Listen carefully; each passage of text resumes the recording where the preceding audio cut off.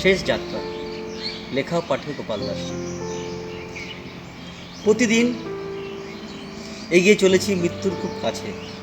এভাবেই একদিন জানতে অজান্তে মৃত্যু গ্রাস করবে। সময় দেবে না এক বিন্দু তোমার মন মর্জি করে চলার। তুমি সবই জানো, তবে কখনো অনুভূতি করনি। আর কল্পনা তো আসেনি মনে, হৃদয়ে, জীবনের কোনো একখানে।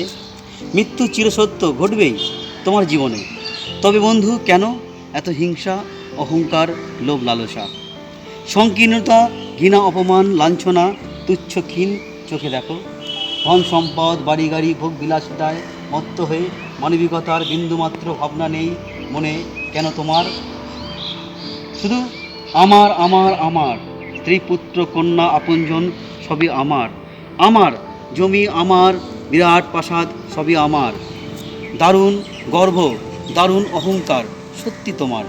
শরীর থেকে প্রাণ বেরিয়ে গেলে তোমাকে আর কেউ নাম ধরে ডাকবে না, শুধু বলবে লাশ লাশ লাশ।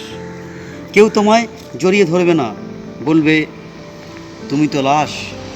তোমার কর্মের ভাগ কেউ নেবে না, পার্থিব সব কিছু অনায়াসে বেহাত হয়ে যাবে। আর তুমি অদৃশ্য হয়ে দেখবে তোমার যা কিছু আছে সবাই নিতে মত্ত, তাড়াহুড়ো। কেউ তোমায় মনে রাখেনি, মনে রাখবেও না। যদি পারো কখনো কোনো দিন শ্মশানে ঘুরে এসো একাকী। দাউ দাউ করে জ্বলছে চিতার আগুন, কীভাবে শরীরকে পুড়িয়ে ছাই করছে, আর সেই ছাই গঙ্গায় ভাসিয়ে দিয়ে তোমার অস্তিত্ব চিরতরে বিলীন হয়ে যাচ্ছে। মানুষ হও, মানবিক হও, এই জগৎ বিশ্বকে ভালোবাসো, আপন করে কাছে টেনে নাও। নিজে বাঁচো, অপরকে বাঁচার পথ করে দাও। এই জগৎ সংসার সকলের। নমস্কার।